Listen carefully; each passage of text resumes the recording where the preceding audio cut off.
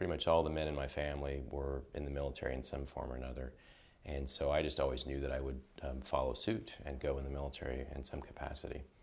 I didn't really know what civilians were when I was growing up, so I just kind of had the mindset that I was going to go in the military.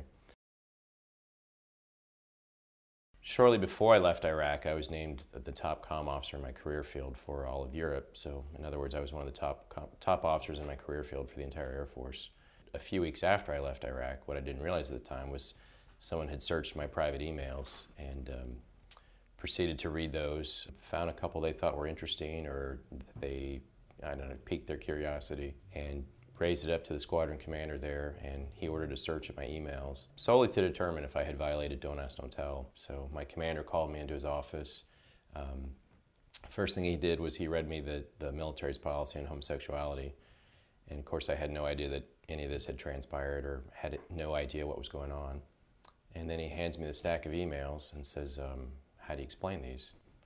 And I look at them, and I obviously recognize them as ones that I had written to family and friends while I was serving in Iraq. But I'm thinking, how the heck did he get a hold of these? Because I know they're not supposed to search for emails, search based upon Don't Ask, Don't Tell. And they wanted me to make a statement at that time to admit to the emails or to admit to my personal life, because it would have made it much easier for them to throw me out. But I at least had the good sense not to make a statement. And so I told my commander, I told him just that. I said, I'm not going to make a statement until I talk to a lawyer first. And so we went round and round for about 20 minutes, and then finally said, okay, you're relieved of your duties. Basically you're fired, just like that on the spot. I personally didn't violate the policy. I never told. The military asked, and I just felt completely betrayed by the military, by the country, by my country, after I had served, after I had risked my life overseas. And then on my final day, I was given a police escort from the base, as if I were a common criminal or a threat to national security. My whole world had been turned upside down. I was actually probably suicidal for about the first couple of weeks after I was fired. That's how devastated I was.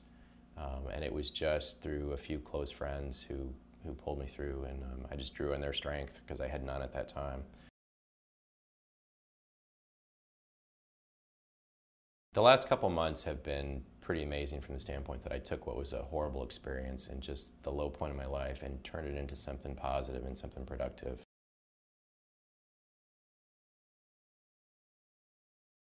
I want to finish my career on my own terms. This is something that I set out to do. This is something I dedicated my entire adult life to, and a goal that I have for myself, and I want to finish on my own terms.